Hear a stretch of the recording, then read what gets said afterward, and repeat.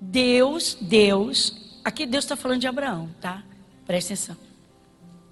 Ele está falando dele mesmo, Deus, em relação a Abraão. Eu vou ler sozinha, você acompanha com os olhos, como está escrito: por pai de muitas nações te constituí. Deus falou isso com Abraão. Perante aquele no qual creu, Abraão creu. A saber quem? Deus, agora sim, Deus, o qual vivifica os mortos. Quem é que vivifica mortos? Deus. Deus é Espírito, meu irmão. Deus é Espírito, Ele está em toda parte. Ele sabe tudo, Ele conhece tudo. Ele sabe o que você crê, se crê e se não crê. Mas Ele dispôs anjos para estarem próximos a você, juntinho de você. Eles vão trabalhar para a tua vida se você manifestar a semelhança de quem? De quem? De Deus. Mas aí o cristão manifesta a semelhança do pecador. Tá difícil, não estou conseguindo. Sabe, a minha doença. Fulano não muda. Ele não muda, eu oro tanto, ele não muda. Não vai mudar nunca. Uma mãe me procurou, evangélica, 15 anos de evangelho. 15 anos de evangelho. Pastora Gorete, não aguento mais. Eu não aguento mais, pastor. Não aguento, vontade de morrer. Senhora de Jesus, só tem que ter alegria de viver, não tenho. Eu quero morrer, senhora. Primeiro dia chegou. O que está acontecendo? Não muda nada. Está tudo errado. Eu escuto tanta coisa boa, eu leio tanta coisa boa, mas o viciado do meu filho. Falei, como é que é? O viciado do meu filho. Falei, como é que é? 3 vezes. Falei, senhora, a senhora, quantos anos a senhora de Jesus? 15. E a senhora tem um filho viciado? Tenho, mas esse é meu desgosto. A senhora não tem um filho viciado. A senhora não conhece meu filho. Eu falei, não, eu conheço quem criou seu filho. Quem criou seu filho, o criou à imagem e semelhança. Sabe de quem? Não do vício, de Deus. Seu filho foi criado à imagem e semelhança de Deus. Eu não estou entendendo. Senhora, o que é fé? Não, pastora, fé é crer, eu tenho muita fé. Fé não é crer, senhora. Fé é substantivo, crer é verbo. Pastor, o crer faz parte. Fé é mais profundo. A fé é o firme fundamento, fundações, alicerces. E a prova é o alicerce das coisas que se esperam. Se espera de Deus, mas tem que se pôr os alicerces. A fé é uma certeza no coração de que aquela bênção é certíssima. Ela vai chegar. Mas enquanto ela não chega, eu chamo a existência. E aí? Dona fulana, como é que vai o viciado do seu filho? Viciado é o diabo, meu filho, herança do Senhor. Quando alguém lhe perguntar como vai o viciado do seu filho, a senhora diga, eu não tenho filho viciado. Mas pastora, eu vou mentir, pastora. Senhora, a senhora disse que é de Jesus há 15 anos. Quem é Jesus? É o Filho de Deus. Então eu vou lhe dizer quem Ele é. Ele é o caminho que nos leva a Deus. Ele é a verdade, a única. E é Jesus quem diz que seu filho é herança do Senhor. É Jesus quem diz que Deus não lhe deu filhos para calamidade. E apresentei. Eu não estou entendendo. Senhora, eu lamento lhe dizer, mas a senhora foi muito mal ensinada. Se a senhora é de Jesus há 15 anos e ninguém nunca lhe corrigiu, eu não tenho nada a ver com as pessoas. Mas a senhora foi muito mal ensinada. No dia que a senhora aceitou Jesus, a senhora deveria pedir a Deus, Senhor, abre os meus olhos espirituais para ver o que o Senhor preparou para mim. A senhora iria descobrir que Deus nunca lhe deu um filho viciado, que o vício é do diabo e o diabo invadiu a vida do seu filho. E a senhora é uma autoridade espiritual para expulsar o demônio. E a senhora assumir o que o seu filho é. O seu filho é o que a Bíblia diz que ele é. E aí o que eu fiz? Eu a levei lá em Mateus 12. Vamos lá em Mateus 12. Mas marca aqui, viu? Marca aí que a gente volta aí. A gente ainda tem uma turnezinha de volta. Evangelho de Mateus, capítulo 12, versículo de número 35. O que diz o versículo 35? O homem bom tira boas coisas do seu bom tesouro, e o homem mau do mau tesouro tira coisas más.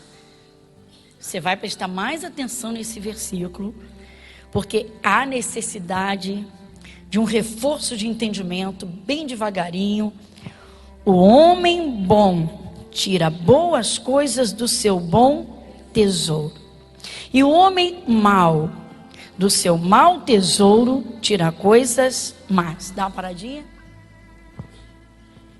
Que tesouro é esse? As coisas que nós acumulamos como riquezas. Onde é que elas estão? Dentro do coração. O coração é o baú, e as coisas que guardamos dentro é o tesouro. Ele pode ser bom, pode ser mau. Uma mãe tem no coração que o seu filho é viciado. Ela lembra dele drogado, mas não pensa nele saudável. Ela lembra dele no meio dos outros das drogas, arrebentado, fazendo loucuras, mas não pensa nele, não sente aquele filho numa igreja, servindo e adorando a Deus. Servimos a um Deus que chama à existência as coisas que não são. Não são. Não são. Não são. Como se já fossem. Meu irmão, minha irmã, não havia nada, só havia trevas, trevas, trevas. E disse Deus: haja luz. E houve luz. Irmãos, palavras são sementes, irmãos. Mas pastora, a terra não é boa. Quem foi que deu um filho? Foi o diabo? Quem deu o filho? Foi Deus? Então diga: a terra é boa. Diga: a terra é boa. Diga: a terra é boa. Meu irmão, tem que plantar da forma certa. Eu disse para essa mãe: senhora, quando a senhora puder ver o seu filho dentro do seu coração, nos seus pensamentos, sóbrio, dentro de uma igreja, adorando a Deus, e quando a senhora falar a verdade, o meu filho é uma bênção de Deus, ainda que ele aparentemente esteja naquele estado, se a senhora crer e falar o que crê, Jesus vai dizer: agora você está à minha semelhança. Agora você é igual a mim. Pessoal que é benção, irmãos, mas confessa a maldição. Crê na maldição, pensa na maldição, fala a maldição e fica orando pela bênção. Sente a maldição, pensa na maldição, fala a maldição, mas fica rogando e suplicando pela bênção. 1 ano, 2 anos, 3 anos, 4, 5, 10, 20 anos e nada muda. Por quê? Porque a boca fala. De novo, versículo 35. O homem bom tira boas coisas do seu bom tesouro, e o homem mau do mau tesouro tira coisas. Meu irmão, bota para dentro as coisas que a palavra fala. O nosso tesouro é o que nós temos dentro de nós. Como Jesus está dizendo, pode ser bom, pode ser mau.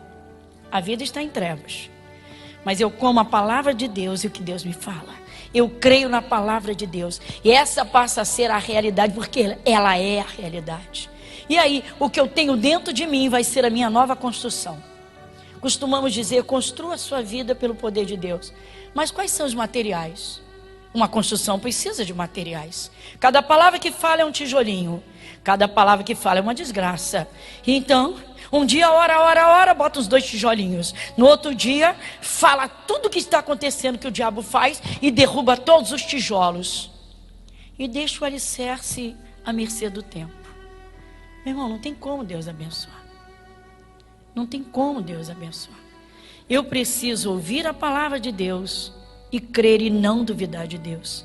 Eu preciso pôr dentro de mim aquilo que está escrito e não o que os meus olhos físicos veem. Eu preciso pensar como Deus pensa. Paulo disse: nós temos a mente de Cristo. Como é que uma mente de Cristo vai ver um filho drogado? Uma mente de Cristo vai ver um filho, um homem servo de Deus. Vai ver um trabalhador. É dessa forma, foi dessa forma que Deus criou todas as coisas. Nós fomos criados à sua imagem e semelhança. E aí, mas eu vou terminar essa leitura para voltar lá. Mas eu vos digo que de toda palavra ociosa que os homens disserem, hão de dar conta. Olha só, gente. Uma mãe que diz que o filho é um drogado, que o marido é um bêbado. Se soma a palavra ociosa, sem sentido, que não foi falada com um sentido, vai dar conta no dia do juízo? Imagina quem fica confessando a obra do diabo. O filho drogado, bandido. A bandidagem é de Deus ou do diabo? Mas e o filho? Veio de Deus. Então eu tenho que separar o filho da bandidagem. Não, meu filho é uma herança do Senhor. Descarta a maldição. Pastor, eu até quero, mas eu não consigo separar isso. Jesus também disse: se os teus olhos forem bons, teu corpo terá luz. Foi o que eu disse para aquela mãe. Eu disse: senhora, se a senhora quiser uma obra bonita e rápida na vida do seu filho, primeiro a senhora precisa crer no seu filho como Deus o fez. Sem drogas, sem bandidagem. Depois a senhora precisa falar. Falar o quê? A bênção sobre seu filho. Mas já chamando a existência. Por quê? Porque a bênção ainda não existe. Mas a senhora vai chamar como se ela já existisse. Sabe por quê? Porque Deus já lhe deu. Diga graças a Deus. Volta lá. Romanos 4:17. Novamente, pastor, estamos aqui na escola da vida do Espírito Santo. Romanos capítulo 4, versículo 17. Vai junto? Como está escrito: por pai de muitas nações te constituí, perante aquele no qual creu, a saber, Deus, o qual vivifica os mortos e chama as coisas que não são. Peraí. Deus chama as coisas que não são. Ou seja, Deus chama a existência coisas que não existem. É isso? Tem certeza? Eu não me enganei? Não. Não? Então eu vou aqui do nome de Deus em diante, devagarinho. Deus, o qual vivifica os mortos. Peraí. Ele dá vida aos mortos? Então se está morto nas drogas, vai vivificar para Deus? Chama as coisas que não são? Será que nós estamos entendendo? Chegou uma mulher de 50 anos para mim. Estou eu no corredor. Pastora Gorete, ai que bom lhe encontrar, pastora. Queria muito conversar com a senhora. Pastora, com uma fome, 2 horas da tarde, não tinha almoçado. Tinha feito jejum, estava em jejum. Falei, meu Deus. No dia anterior, uma batalha. Acordei de madrugada. Pastora, tudo bem, minha irmã? Pastora, quero pedir para a senhora orar por mim. Eu tenho um sonho. A senhora tem um sonho? Meu sonho é casar. Eu falei, isso é fácil, minha irmã.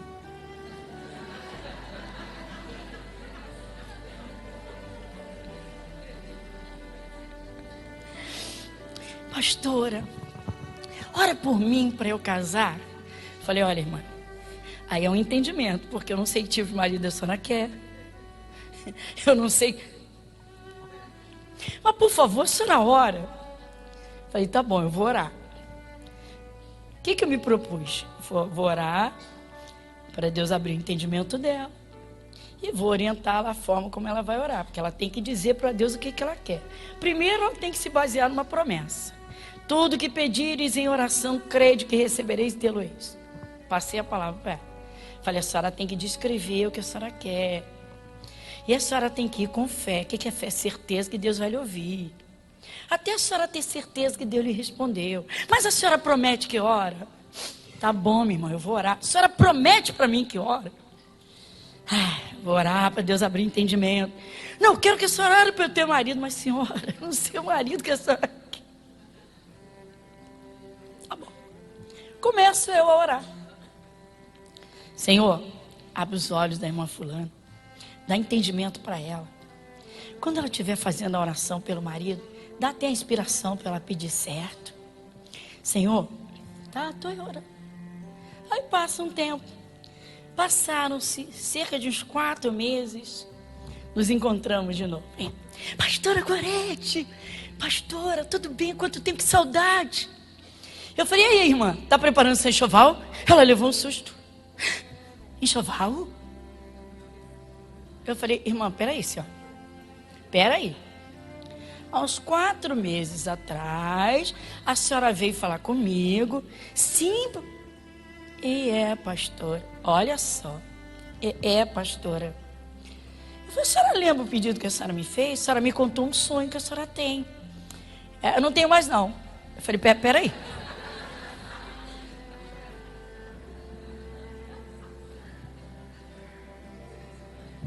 Eu mal pude acreditar no que eu estava ouvindo. Falei, peraí. A senhora disse para mim que tinha um sonho de se casar. E veio com muita força, muita vontade, me pedir insistentemente para orar para Deus lhe dar um marido. Sabe o que é, pastora? Sabe?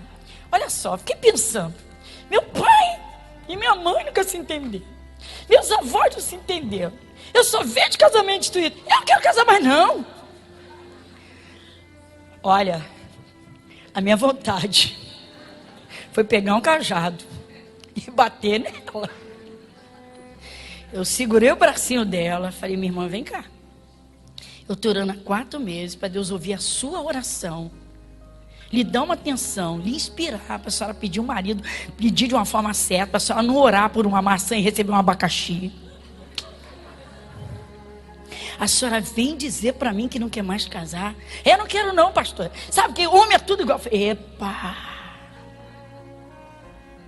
Falei, senhora, olha só, deixa eu fazer uma pergunta, senhora. Olha bem para minha cara. A senhora acha que eu brinco de oração? A senhora acha que eu gasto meu tempo, que eu vou chegar diante de Deus para fazer uma oração de brincadeira, para dizer, Senhor, agora eu quero, Senhor, agora eu não quero. Senhor, agora eu não vou. Senhor. Minha irmã, oração é uma coisa seríssima. A oração é como um julgamento. A senhora vai ao tribunal de Deus para decidir a seu favor. A senhora vai lá onde o juiz é o seu pai. Jesus é o seu advogado. A senhora move os poderes celestiais na oração. Deus separa anjos para trabalhar naquela oração. E a senhora vem dizer para mim que não quer mais casar. Desculpa, pastor, mas não quero mais não. Falei, o dia que a senhora converter, voltamos a conversar. Por quê? Porque a senhora não conhece Jesus. Esse é o problema de muita gente, irmãos. Eu não vou dizer que brinca de oração. Eu vou dizer que não crê na oração que faz. Ou não sabe o que quer. Porque com Deus não se brinca. Se você levar a sério o que está escrito, Deus tem um compromisso seríssimo. Sabe com quem? Comigo, pastor. Não, ele não tem compromisso nem comigo, nem com você. Pastora, estou assustada. O compromisso de Deus é com a sua palavra. Ele diz, se tu creres, verás a glória de Deus. Meu irmão, é coisa séria. Oração é coisa séria. A nossa palavra é levada em conta. Foi por isso que Abraão teve sucesso. Abraão estava debaixo dos olhos de Deus. Deus estava atento a Abraão, minuciosamente. Deus sabia que o coração de Abraão era temente, obediente, que ele iria entregar o filho. Mas ele tinha uma certeza, foi Deus que me deu esse filho, pois eu não vou ficar sem esse filho. Eu não sei o que Deus vai fazer, mas ele me deu e me deu. Ele me deu e deu.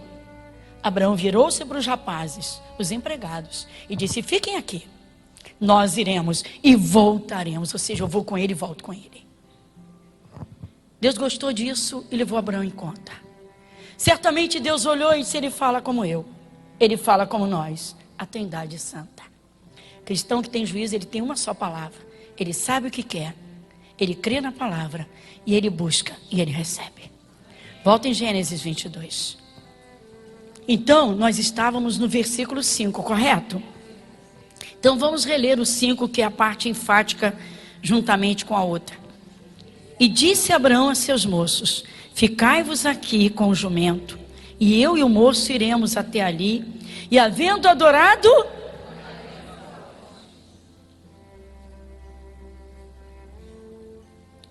Abraão fez o decreto, mostrou a Deus, que cria e obedecia em tudo, mas que a bênção que Deus havia dado, o próprio Deus ia manter na sua vida.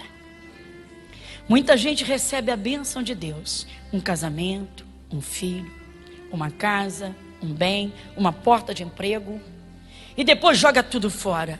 Por quê? Porque não sabe agir à semelhança de Deus.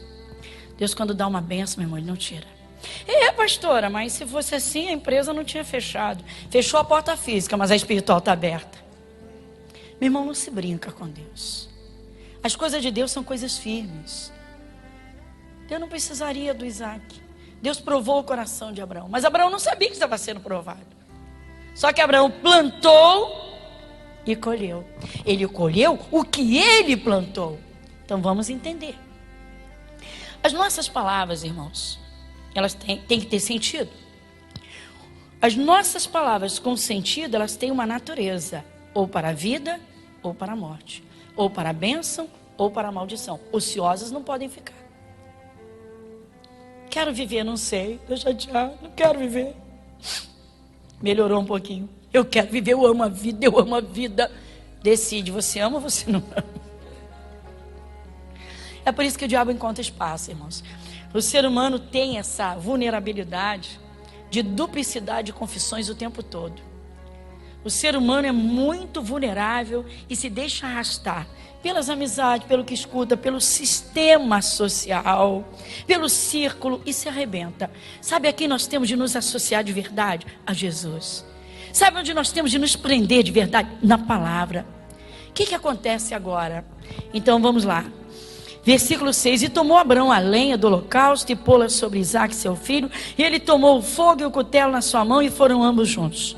Então falou Isaque a Abraão seu pai, e disse, meu pai. E ele disse, eis-me aqui, meu filho. E ele disse, eis aqui o fogo e a lenha, mas onde está o cordeiro para o holocausto?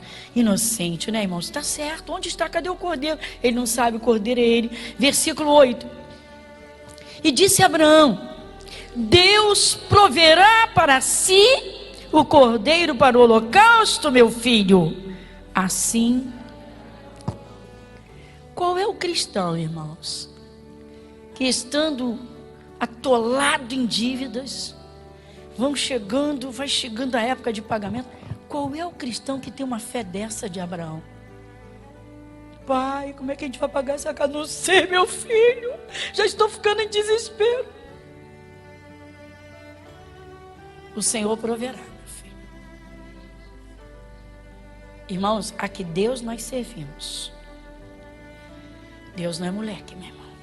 Quando Deus te chamou, Ele podia te sustentar. Quando Deus te chamou, Ele sabia o que Ele tinha para você e para a sua vida. Volta em Romanos capítulo 17. Capítulo 4, versículo 17. Como está escrito, por pai de muitas nações te constituí, perante aquele no qual creu, a saber, Deus, o qual vivifica os mortos e chama as coisas que não são. Pastor, está inventando moda? Agora, irmãos, existe uma grande diferença entre você afirmar uma coisa que você tem certeza que vai acontecer, porque a palavra te garante no teu coração, ela já aconteceu, de falar uma coisa em que se está cheio de dúvidas e de receios e ficar num blá blá blá falando que vai ter o que tem, ou que vai ter o que tem, e no coração não tem nada, meu irmão. Há um poder que trabalha sobre as nossas palavras, mas sobre as palavras que são proferidas por fé. Esse poder é da parte de Deus. Mas há uma força maligna que desesperadamente rouba, mata e destrói. E quer muito, mas muito, confissões erradas, circunstâncias. Por que tanta gente se converte, irmãos, e não melhora em nada? A doença não diminui 1 milímetro sequer. É coisa séria. Por quê? Por que será? Você acha que o poder de Deus vai ser liberado, que Deus vai ter poder, vai ter alegria em trabalhar no corpo de uma pessoa que vive assumindo as doenças? Sou hipertenso, sou cardíaco. Pastora, mas eu não vou mentir. Aí quando eu pergunto, a doença veio de onde? Do céu ou do inferno? Não, ela vem da natureza, ela vem da terra, ela vem dos rios, peraí, você tem que definir. A Bíblia diz que existe a luz e as trevas. E diz que as trevas não resistem à luz. A doença é da luz? Ela é da luz? A saúde é de Jesus. Jesus é a luz. Abra sua Bíblia em Provérbios capítulo 18, versículo 7. Quem vai ler comigo? A boca do tolo...